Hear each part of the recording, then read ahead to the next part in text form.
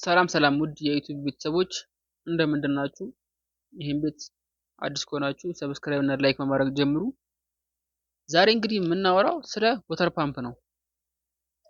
ባለፈው ከዚህ በፊት ስለ ኦይል ፓምፕ አውርተናል። ዛሬ ደግሞ ስለ ወተር ፓምፕ ነው። ምስሉን በዚህ ላይ ያስቀምጥላችኋለሁ። ወተር ፓምፕ እንግዲህ ምንድነው ስራዋ? ጥቅሟስ ምንድነው? ብትበላሽ ምን አይነት ችግር በመኪናችን ላይ ሊያስከትል ይችላል? የሚሉትን ነገሮች ወደ እናንተ አደርስላችኋለሁ። እስከ መጨረሻው ድረስ አብራችሁን ቆዩ። ይሄን ቤት ሰብስክራይብ እና ላይክ በማድረግም ጀምሩት። ዳይ ወደ ቪዲዮ ወይል እንግዲህ ወተር ፓምፕ ስራው ምንድነው ከሚለው እንጀምራለን። ያው ሁሉም ሞተር ላይ ያለ ነገር ነው። ወተር ፓምፕ ማለት መኪናችን ላይ አለች። ምን ላይ ያለችው ብለን ካሰብን ደግሞ ሞተር ላይ ነው። ሞተር ላይ ያው ፊት ለፊት ላይ የምታስር ነገር ነች። እንግዲህ ከስሟ እንደምንረዳው እንግዲህ ወተር ፓምፕ ምንድነው? ወተር ፓምፕ ያው ውሃን ፓምፕ ማድረግ ነው። ቀጥታ ቃሉን ራሱ ወደ አማርኛ ስንተረጉመው ራሱ ወተር ውሃ ነው። ፓምፕ ደግሞ ያው ኖርማሊ ለምሳሌ አብዛኛውን ጊዜ አይታችሁ ከሆነ ውጭ ላይ አሁን እንደዚህ የከተማ ልማት ምናምን ነገር አብዛኛውን ጊዜ አይታችሁ ከሆነ ያው ትናንሽ ወተር ፓምፖች አሉ። ያው ከአንድ ኩሬ ይቀሩና ወደ ማሳቸው ምናምን ነገር በትልቅ ወንዝ አድርገው ይወስዳሉ። ዛሴት በቃ ይሄም እንደዛ ነው ስራው። ወተር ፓምፕ ውሃን ፓምፕ ማድረግ ነው። ራዳተር ውስጥ የሚቀመጥ ውሃ አለ። ያንን ውሃ ከራዳተር ውስጥ ስቦ ወደ ሞተር ክፍል ማዘዋወር ነው ስራው። እንግዲህ አንድ ሞተር እንግዲህ እየሰራ ባለበት ሰዓት ይሞቃል። ያው እየሞቀ ነው የሚሄደው እዛ ውስጥ፣ ምክንያቱም እሳት ግለት ነው የሚፈጠረው። በዛ ሰዓት ያ ሞተር እየሞቀ ይሄዳል። ስለዚህ ያ ሞተር መሞቅ አለበት፣ ግን ኦቨር ደግሞ መሞቅ የለበትም። መሞቅ ያለበት ሌቭል አለ ራሱ ማኒፋክቸረሩ ሲያመርተው ይሄ ሞተር ከዚህ ድረስ መሞቅ ያለበት፣ ከዚህ በኋላ ግን መሞቅ የለበትም። ከዚህ በላይ ከሞቀ ችግር አለ ብሎ የሚያስቀምጠው እንትን አለ፣ ቴምፕሬቸር አለ። ስለዚህ ያ ወተር ፓምፕም ስራው ይሄ ነው። ልክ ሁሌም ትሰራለች እሷ መኪና ሞተሩ በሰራ ቁጥር ሁሌም ትሰራለች። ውስጥ ላይ ቴርሞስታት ምናምን ሆዞች ምናምን አሉ። ቴርሞስታት ስራው ምንድነው? እሱ አሁን አብሮ የተያያዘ ነገር ስለሆነ ልንገራችሁ ብዬ ነው።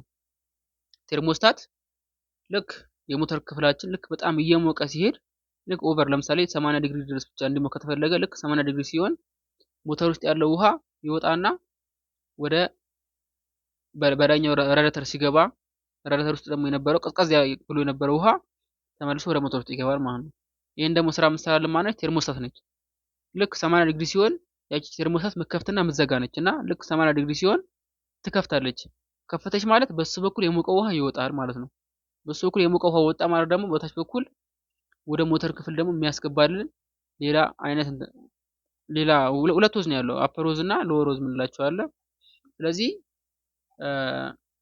ያው እንዴት አድርጌ ላስረዳችሁ ብቻ በቃ በቪዲዮ በመሃል ላይ የሆነ ቪዲዮ አስገባላችሁና ያው ስራቸውን እንዴት አድርጎ እንደሚሰራ አሳያችኋለሁ። ግን ያው ወተር ፓምፕ ስራ ምንድነው? እሱ ያን ከራዳተር ውስጥ ያለውን ውሃ ፓምፕ አድርጋ ወደ ሞተር የምታስተላልፍልን ማለት ነው። ስለዚህ ሞተራችን መሞቅ አለበት፣ ግን ኦቨር ሆኖ እንዳይሞቅ ቴርሞስታቷ ልክ ስከፍትልን ያ ወተር ፓምፕ እያደረገ ወደ ሞተር ውስጥ ያስተላልፍልናል። ውስጥ ላይ ወተር ጃኬት ምናምን የምንላቸው ነገሮች አሉ። እዛ ውስጥ እየተዘዋወረ ያንን ሞተር ወደ ነበረበት ሙቀት ይመልሰዋል ማለት ነው። ኦቨር ከነበረ ወደ ለምሳሌ እስከ 70 ድረስ ነው የሞተር መሞቅ ያለበት ከተባለ ያ ውሃ ገብቶ ከ70ም ዝቅ ያደረገው እስከ 70 ነው የሚያደርገው ማለት ነው። ምክንያቱም በጣም ሞተሩ ከቀነሰም ችግር አለ። የሙቀት መጠኑ ኦቨር ከቀነሰም ችግር አለ፣ መቀነስ የለበትም። ከኦቨር ከሆነ ደግሞ ችግር አለ። ስለዚህ ያችን መጠበቅ፣ እንዳይቀንስም እንዳይበዛ መጠበቅ የቴርሞስታት ስራ ነው። ወተር ፓምፑ ደግሞ ያንን ውሃ ከራዳተር ውስጥ ወይ ደግሞ ከውሃ ማጠራቀሚያ አለ ፊት ለፊት ላይ አብዛኛውን ጊዜ ያው እቺ ስከፍቷት ውሃ የምታዩባት ፓርት አለች አይደለ? ከዛ ማለት ነው። ከዛ እየቀዘፈ ወደ ሞተር ውስጥ ያስገባልናል። ስራው ይሄ ነው ማለት ነው። እና እሱ ፌል አደረገ ማለት ሞተራችን ኦቨሪት አመጣ ማለት ነው። ሞተራችን ኦቨሪት አመጣ ማለት ደግሞ እኛ ሳናየው ለምሳሌ ዝም ብለን የምንነዳው ከሆነ ውስጥ ያሉት በሙሉ ብረቶች ይቀልጣሉ፣ ዳሜጅ ይሆናሉ ማለት ነው። ከጥቅም ውጭ ሆኑ ማለት ነው። ስለዚህ አንደኛም ለዛ ነው ሞተራችሁ ለምሳሌ ጌጅ አለ፣ ፊት ለፊት ላይ ጌጆች አሉ። ለምሳሌ ብዙ ነገር ነው ነገራችን ላይ የሚነግሩን ጌጆች። ለምሳሌ ሙቀት አለች፣ የሙቀት ታበራለች።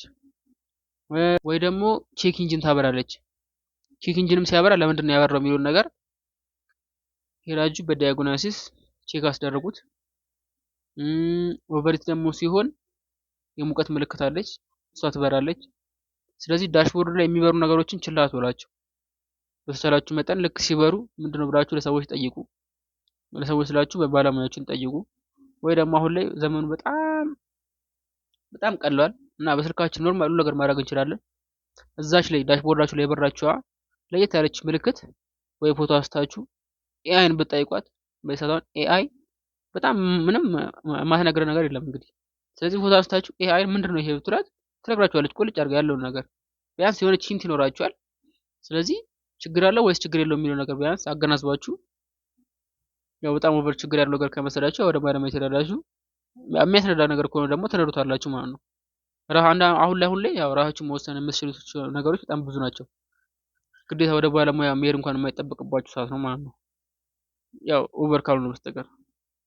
ስለዚህ እንደዚህ በማድረግ ያው የመኪናችንን ደህንነት እንጠብቅ ብዬ አስባለሁ። እና ያው ወደ ባለሙያ ጋር ስንሄድ ያው እነዚህ ነገሮችም አብረው ስለሚታዩ የሚሰሩ ማይሰሩ ነገሮችን አብረው ስለሚያዩላችሁ ምናምን ነገር ወደ ባለሙያ መሄድን አትጥሉ። ለዛሬ ለምታወጧት ትንሽ ወጪ ብላችሁ ለዘላለም ባታለቅሱ ጥሩ ነው። ምክንያቱም በጣም ለትልቅ ወጪ ነው የምትዳረጉት። ሞተር ማለት በዚህ ሰዓት ለዛውም በዚህ ሰዓት እንግዲህ አንድ መኪና 3 ሚሊዮን 4 ሚሊዮን አወጣችሁ ገዝታችሁ አጠራቅማችሁ ከየት እንዳመጣችሁ ያው ራሳችሁ ታውቁታላችሁ። ከዛን ገና ወይ 6 ወር ወይ አመት ባልሞላ ጊዜ ውስጥ ለዛ ሞተር ለማድረስ 400 እና 500 ሺህ ወይ ደግሞ ከዛም በላይ ማውጣት የምትፈልጉ አይመስለኝም። ስለዚህ አንዳንዴ ትናንሽ የሚመስሉ ነገሮችን ቼክ በማድረግ እና ባለመዘናጋት ኬርለስ ባለመሆን መኪናችሁን ጠብቁ እላለሁ። እስካሁን ስለተከታተላችሁን ደግሞ አመሰግናለሁ።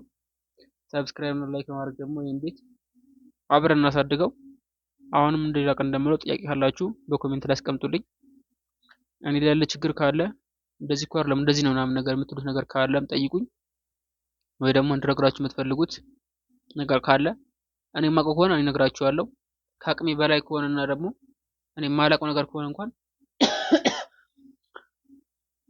ከተለያዩ ነገሮች ላይ እጅ ጠይቄ አፈላልጌ በእርግጠኝነት ለምትጠይቁኝ ጥያቄ ትክክለኛው መልስ ይዤላችሁ እመጣለሁ። አብራችሁ ስለሆናችሁ አመሰግናለሁ። ይመቻችሁ።